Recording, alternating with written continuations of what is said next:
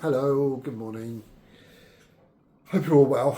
I'm still feeling a bit under the weather, if you like. I'm still on PPIs. I'm supposed to actually stop them on Monday, but they really do muck your system up. And yeah, I'm feeling rather worse for wear, if you like.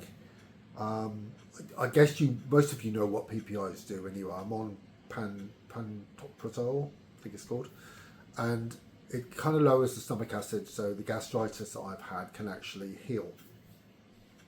So the trouble is that the stomach needs this acid to break down food for digestion, etc., etc. So when you've got low stomach acid, it causes a multitude of problems. Low vitamins and minerals. I think B12 is the one which really goes down. Anyway, it kind of lowers everything. I've just had a cold, and it kind of lowers the immune system as well, and it makes your body. That makes it that much harder to fight off infections or colds or whatever. It's challenging, to say the least. To be fair, I've got a lot of epigastric pain anyway, so I've been suffering from that for the last since November. So what, 9 months, something like that. So a long time. That's a separate issue. So I've got a lot of rib pain, but that was done through lifting something heavy, and I kind of twisted and yeah, caused a bit of damage. And I've always had IBS and other gastric issues as well, which have caused a lot of discomfort. So I've got a lot of discomfort at the moment. I'll tell you what, PPIs also add to that discomfort a lot. So yeah, it's hell, and I'm going to try and stop them. I'm kind of weaning off them at the moment as well, so my stomach acid is going up slightly. It's not making any odds at the moment because it's just really bad. So my stomach doesn't know whether it's coming or going. And I'll be glad when they're over. I'll be glad when I finish them because they're bloody awful. Anyway, that's another story. This week I want to talk about something that's really close to my heart, and it was the reason I started blogging in the first place. I had a message yesterday from someone who was reading my previous blog. Now I've got two on the go at the moment, so I've got roamingbrit.com and roamingbrit.net. The roamingbrit.com, the previous one, was born from my experiences at the hands of bullies. And it originally started off as Spanish views when I moved to Spain, and explained the reasons behind my departure and why I was leaving. And it was really to do with the bullying I was experiencing by people higher up the chain of command than me, shall we say. And it started, I guess, in about 2014, and it sort of went on until we left for Spain in 2016, February. And it was a really bad time, and I don't actually talk about it that often anymore, and I don't go over it because it caused me a lot of anxiety and stress, and I guess a lot of the health issues, the mental health issues as well I suffer with today, i.e. the anxiety, is really to do with that period. So I try to block it out, forget about it. But this person wanted some advice. I'm not going to mention their name for obvious reasons. And they were going through similar experiences that I had. And they were finding it particularly tough, very tough. And they mentioned suicidal thoughts, and it was a really hard read, to be honest with you. So I've just replied to that email now, but I wanted to sort of reach out a bit with this video as well, because I know they will be watching it, and I wanted to just give you a little bit of advice and an insight into the things I went through and how I came out the other side. Now, bullying is horrendous. And I suppose, being a gay man, I've suffered with bullying for most of my life, or most of the life that I remember. So from when I, grew up, from the age of about 11, when I finally realised I was gay, and I think all my peers realised I was gay at that point as well, hence the bullying. So I went through a lot of struggles, come to terms with it. And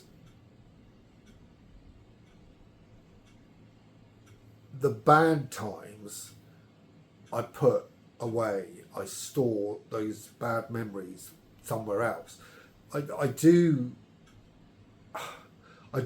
recall them on occasion. So I will sit there and something will pop into my head, or reading, as I said, the email yesterday, and some particularly challenging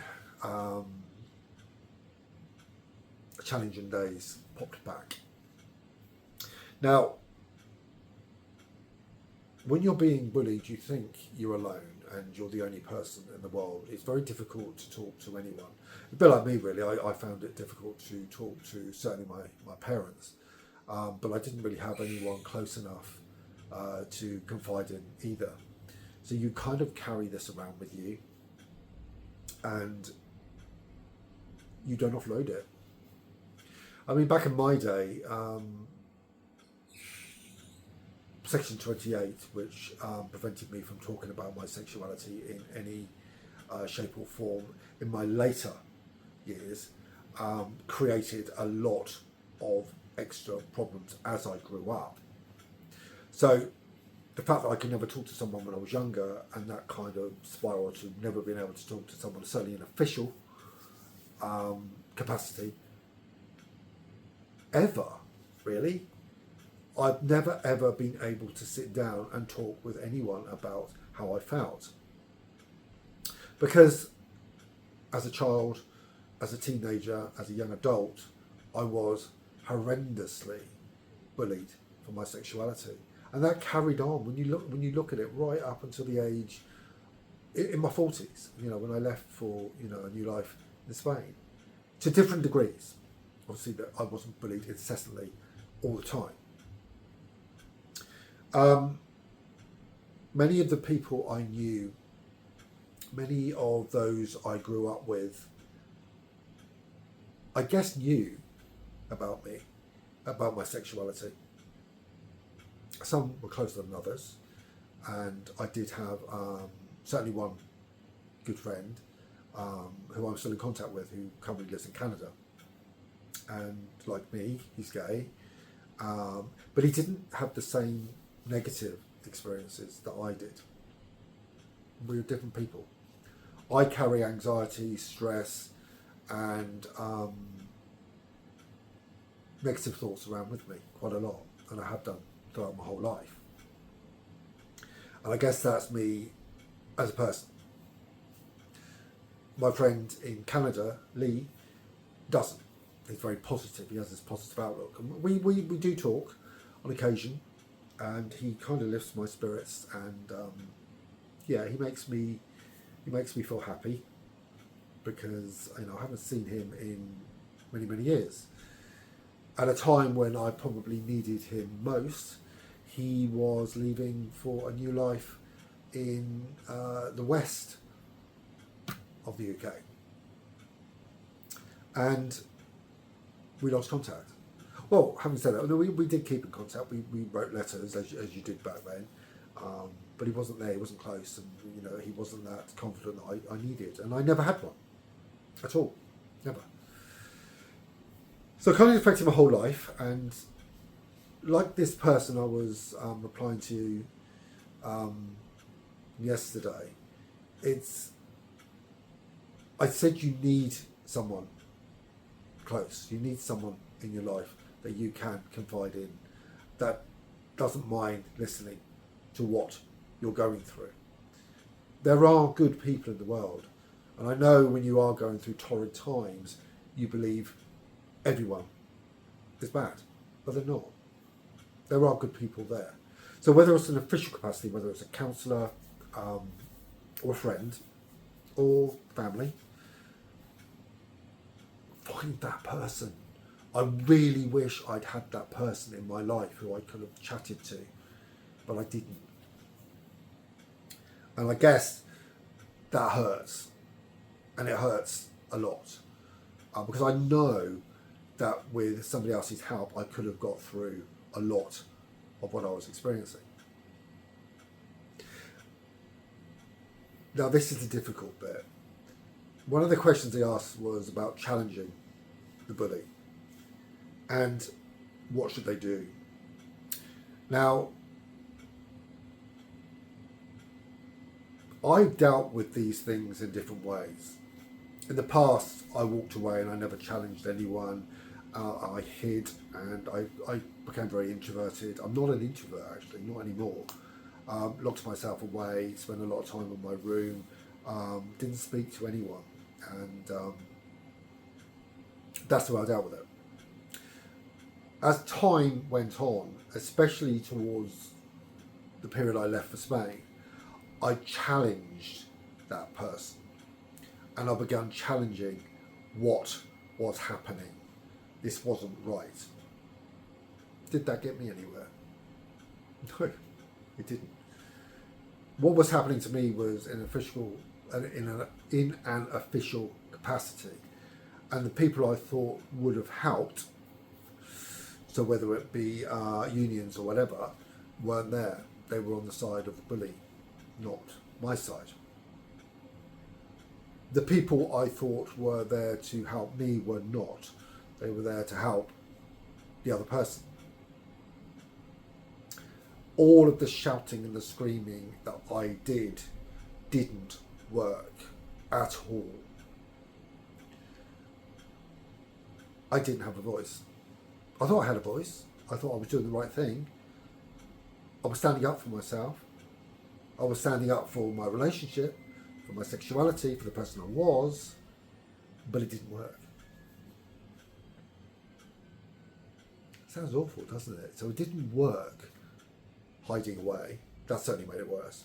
It didn't help shouting and screaming because it just made me worse. It just made my sense of self-worth abysmal. I felt terrible because I was getting nowhere. I was banging my head against a brick wall. Now, the only thing that helped me in the end was leaving, walking away, holding my head high, but walking away. So it wasn't challenging and fighting, it wasn't hiding, it was walking away. The only thing we can do as individuals is walk away from the situation you are in. Now, I was lucky enough to be able to move to another country and restart my life in Spain. I was surrounded by wonderful, wonderful people who got me through some terrible days. And don't get me wrong, Spain wasn't easy. It was tough. Again, it was really, really tough.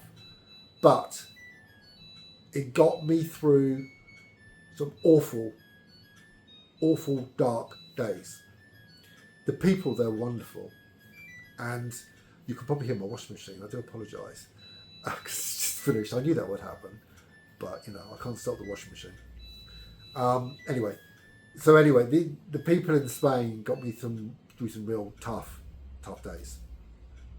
They lifted me up and they knew when I was feeling down. And they were quite perceptive. And I got so many friends from that period. In fact, I had more friends from Spain than anywhere because the expat community are very welcoming and very inclusive and embracing. And they are wonderful people.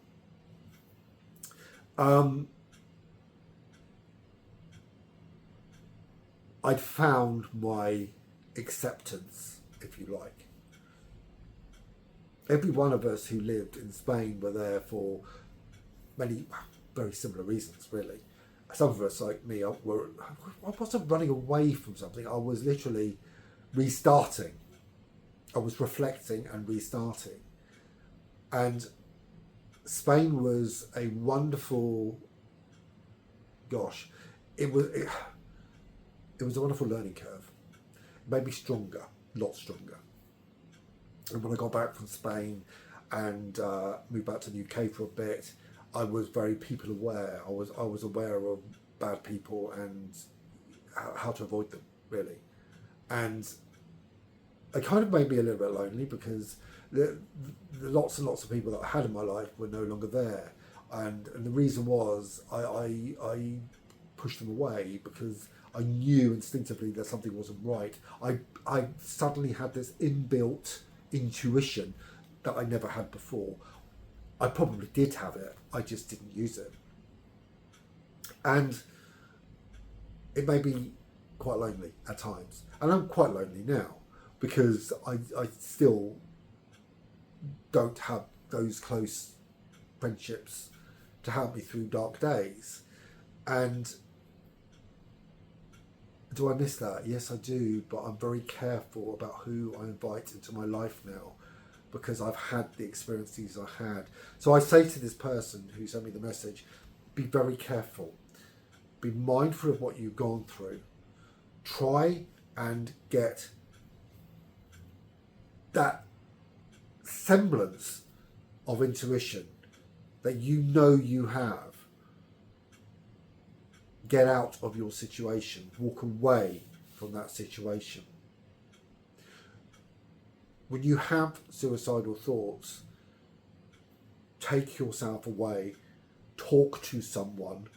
Immediately talk to someone. Whoever that is, in whatever capacity, please talk to someone.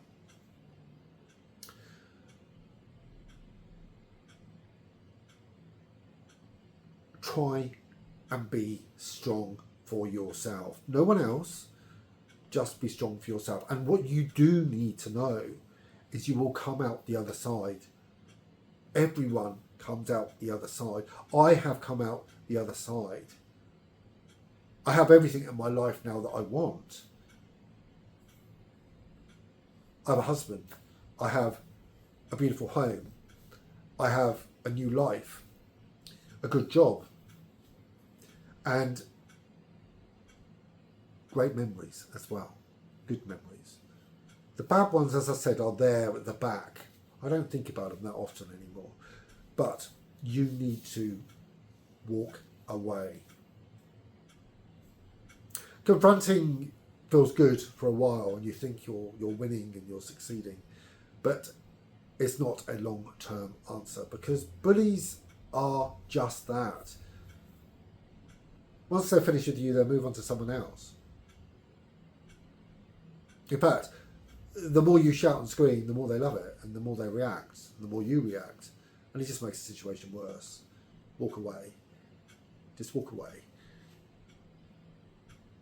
Find another path.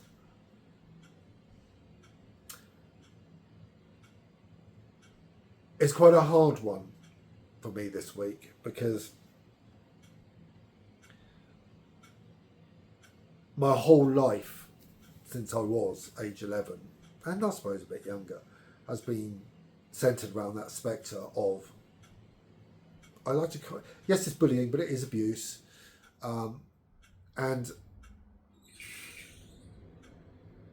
as someone who knew they were different from an early age, you kind of blame yourself for the things that are happening. It's my fault.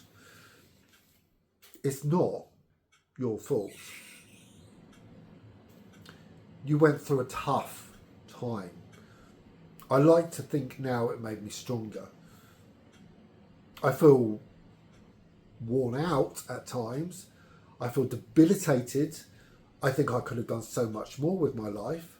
And yes, I could have, had I got out earlier. But I did what I thought was right at the time. As we all do. As you are doing. But what you think is right isn't necessarily. You need to think about yourself, your health, your well-being, your state of mind. And if you can get on a plane, I don't know if you can, if you can get on a plane and go to Spain and live in the expat community, you'll be doing good things. I miss them every single day. They lifted me up in ways no other person ever has done. Apart from Lee, that I speak to on occasion. Anyone that can lift you up, make you feel good about yourself, give you that sense of,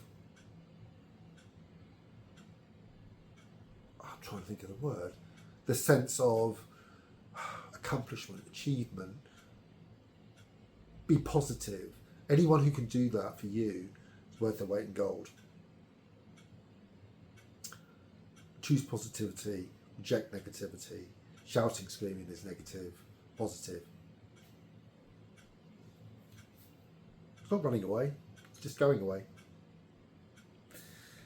Anyway, look after yourselves. Have a good week. Keep your emails coming in. Keep your messages coming in. Keep watching the videos. And I'm sorry this one's a little bit muted, if you like.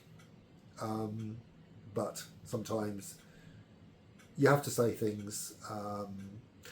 Look, I've had to give this message today, not only for that person, but also for me, because it's given me time to reflect on what happened in my life as well, which is probably when I'm feeling a little bit more down than usual. But